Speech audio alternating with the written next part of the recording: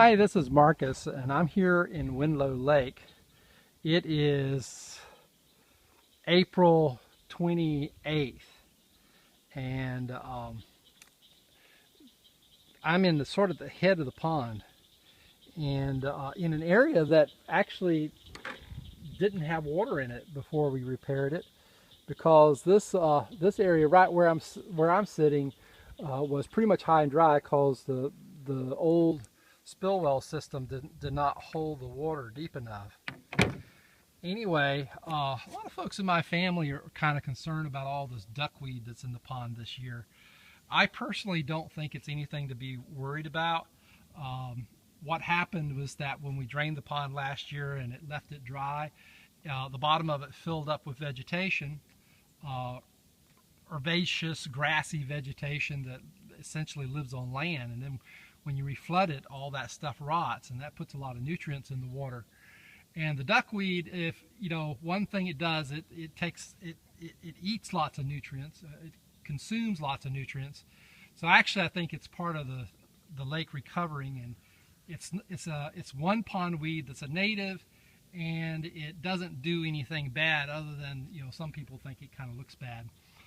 We put some grass carp in, not nearly as many as we're eventually going to put in, and I want to comment that they have really, even though it's just 16 of them in here, they have really done their job at getting rid of some of the vegetation. This area here, when I was in here back in, you know, late February, this area here there's a lot of emergent vegetation that was coming up that's been eaten back. And there's kind of this mossy looking stuff in the water, which is actually a bladderwort, which is actually a very good plant to have in the lake. For one thing, it eats mosquitoes. And I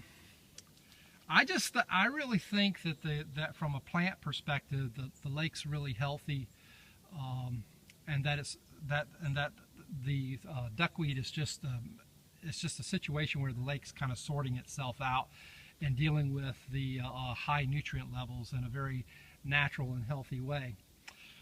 We're in the process of stocking fish. My cousin called me today.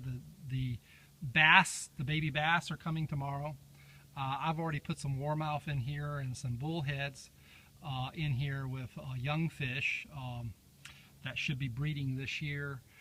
This past fall, we put in catfish, red ear, and bluegill, and then we put another batch of catfish. When I say catfish here, I mean channel cat. So we have two species of catfish that have been stocked in the pond, channel cats and bullhead catfish, which are actually, while they're both catfish and both are delicious, they actually occupy very different niches in the ecosystem. The bullheads are omnivores.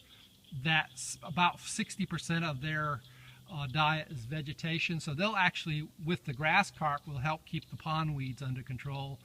And then the channel cats are also omnivores, but they mostly scavenge for bugs, and will eat some small fish and dead things. But anyway, I just wanted to, and they of course become much bigger fish, and they're long-lived fish. They live for about 40 years. They don't reproduce in a pond with bass in it. The bullheads will reproduce and become quite populous if everything else stays healthy. So anyway, I think things are going really well for the pond. Anyone of my family who's worried about the vegetation, my thought is don't worry about it. It will sort itself out. Thanks and God bless. Bye.